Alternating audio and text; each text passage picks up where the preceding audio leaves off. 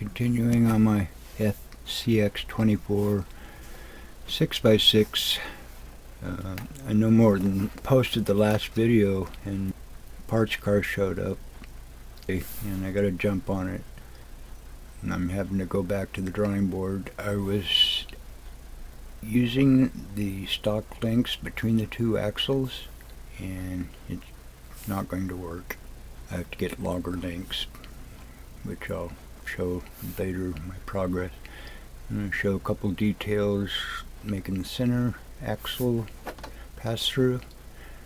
Intent was to document this, so I'm documenting fails also. What I'd done was just too simple, and if I wasn't going to add rear steer, this would have worked using stock links, stock drive line. All I need to do is make it drop down for the Y. Everything would have been groovy, but there's not enough clearance for these wheels to steer. They hit when it turns. Anyway, on to what I had recorded earlier. And parts have arrived. I kind of jumped the gun. Pulled off the back axle, sanded off the edges, getting ready to bolt it back together. I did notice I stuck the two back halves of the axles together and the front half has the thread, so, and both of these are through holes, so kind of won't stay together. But it doesn't really matter until I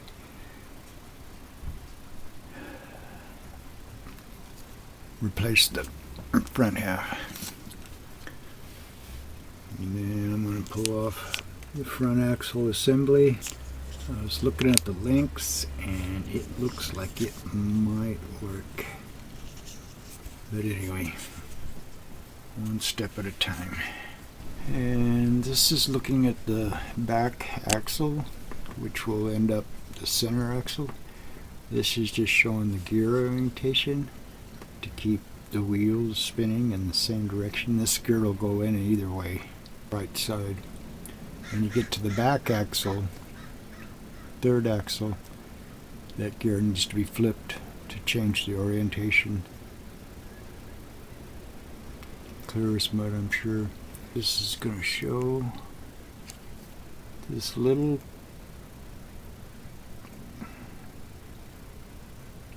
barb right here on one of the axle halves. Has to be shaved off. It goes into, there's a slot, and if both axle halves have that, they won't fit. So one of the axle halves, and I'm going to do it on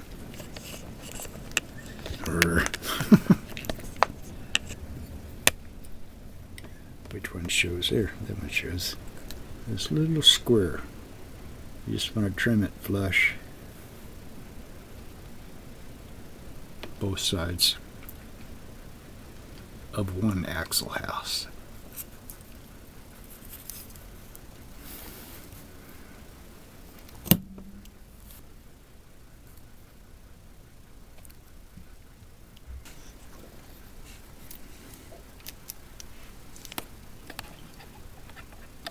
That one is on there.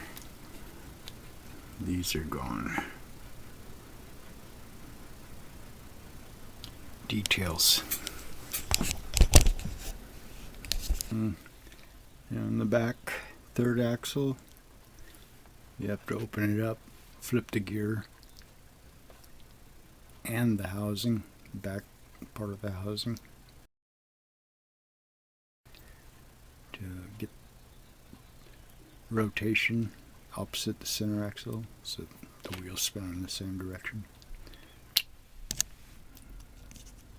And second gotcha, I was using the screws from the axle housing, the 4 to hold the halves together, and since I'm using two front halves, screws are too short. These should be long enough. These are M2 by 8. I happen to have a cheap set of screws. Otherwise I'd be dead in the water. Gotta pay attention, I guess. The pass-through axle is done. Like I said, you gotta pay attention to the orientation of which side or the ring gear should be on that side. So this wheel and the front wheels turn the same direction. You'll need longer screws, M2 by 8 or longer. When you're tightening these down, because both sides are threaded, you want to ensure as soon as this gets through the one half that the thread starts in the second half so it doesn't push the halves apart. I'm going to try to use these links on the front axle, which would really simplify things. So I'm about ready to pull the front axle off the spare car. See what happens. And getting ready to pull the front axle to put on the 6x6. Since I removed the back axle for the axle house, I already moved the Y, so I have a loose Y, and these little sleeves, these things are a pain.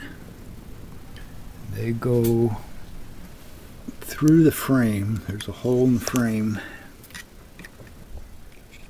and the Y, this little sleeve, the little hat sleeve, goes through the frame from the inside. The screw goes in from the outside, and keeping that little guy in that hole without rolling across the floor is a little tedious. So since I already have one out, I'm gonna disconnect this one from the axle and leave this Y in there just to make it simpler. But yeah, I'm just trying to show little gotchas doing this. It's actually pretty simple, but it's kind of figuring out as you go, because I mean, obviously this doesn't make for a very good video, which I probably why people don't show these kind of details, because most people aren't going to be watching it unless they're trying to do something similar. So that's all I'm doing. But these, I'm going to leave this one on here, and I'll take it loose from the top of the axle. This one's ready to come out. Like I said, I'm going to try to do the links between the axles. This one's straight across to the back steering axle. Anyway, onward. And got the back axle on there loosely. And state the obvious first. The two male ends for the drive line. And it's not going to be long enough. Close, but no cake until I order a drive line. I think FCX24. Probably get a Gladiator and cut it to length. It's longer. Wheel spacing is perfect, except when it turns. And it'll work. No, not really. Like I said, this is just all kind of loosey-goosey. When it turns, it hits. Need some longer links. It won't take much. I don't think in millimeters, but maybe 3/16 of an inch longer. Looks like the frame is gonna work. Pretty sure I'm gonna be cutting it like right here. Oops. Right here. I can trim it later. So I'm thinking that the shock will go in the same place as this one. The upper Y, I'm not sure because this is, and this should be sort of parallel, kind of, sort of. Thinking out loud here. I'm going to think about this. I may end up going up to the frame. Definitely need some longer links. Change.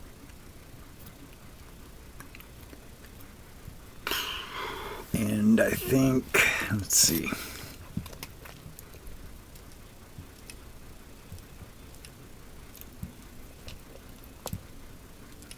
Forward is, this is turning counterclockwise.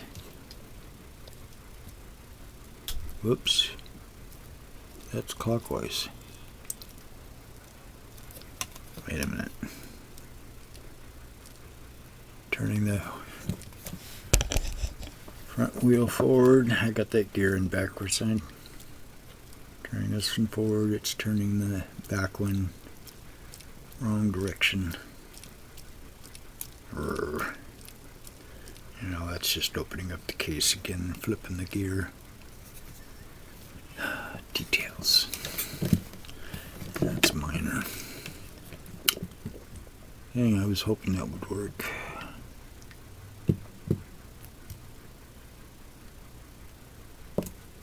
Unless I ran smaller tires, but I don't really want to do that. If anything, I was wanting to put bigger tires on it. Yeah.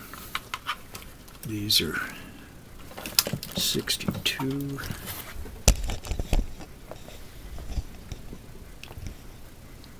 It's close.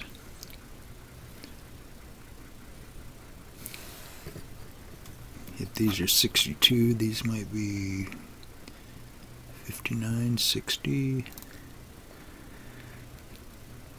They definitely aren't going to go on here though.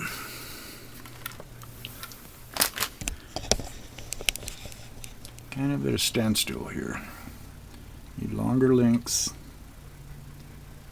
because I really need to get this axle placed to figure out the frame extension. Fortunately, they don't just sell links by length. You don't know like what model might fit. I'll go through and see what I've got, but not much in extra links.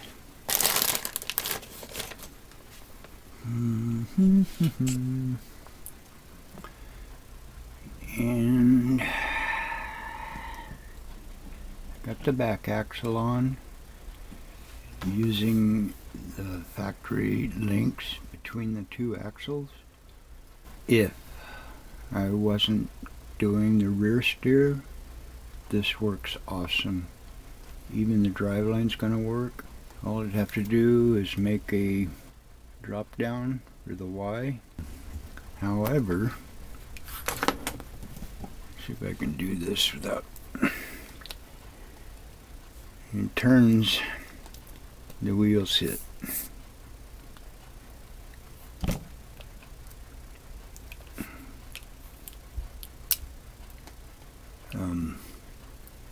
And it's so close, it's kind of maddening. But if it wasn't doing rear steer, this would work so slick, it's unbelievable. close enough to work that I considered nixing the rear steer, but that was kind of one of the whole points of this awesome 6x6 portal on the FCX platform. So I have parts on order, make links. If these were round or something else where I could thread and tap to lengthen them, but you can't really do much with these. I looked at the Furatech links, but like most people, they don't list dimensions, so you don't know what you're ordering unless you're familiar with that unit, which I also found out you can order the Furatech 6x6 frame, do your own conversion, and you can order their links. However, you don't want to use their frame, so I'm not using their links, but this is going to work. I wasn't sure about the links between the two axles, and I probably wouldn't even considered it if it hadn't been for the Furatech doing this. Seems like the one axle is going to pull the other axle, which it does to a little bit, but it doesn't interfere with the articulation. If I wasn't going rear steer, this is awesome.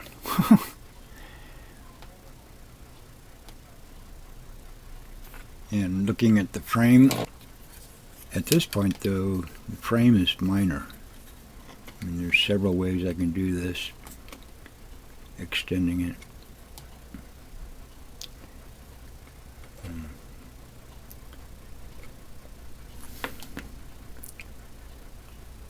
And it bummed. When I was putting this together, I was getting stoked because I realized that it looked like it was going to work until I turned the wheel and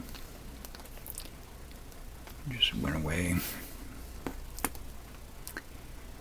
Anyway, so parts are on order. Some threaded rod and some tubing and some ball ends. Hopefully I can, not sure about the ball ends, mostly because of the shock mounts and using threaded rod. I have to mount the shocks on the stock location.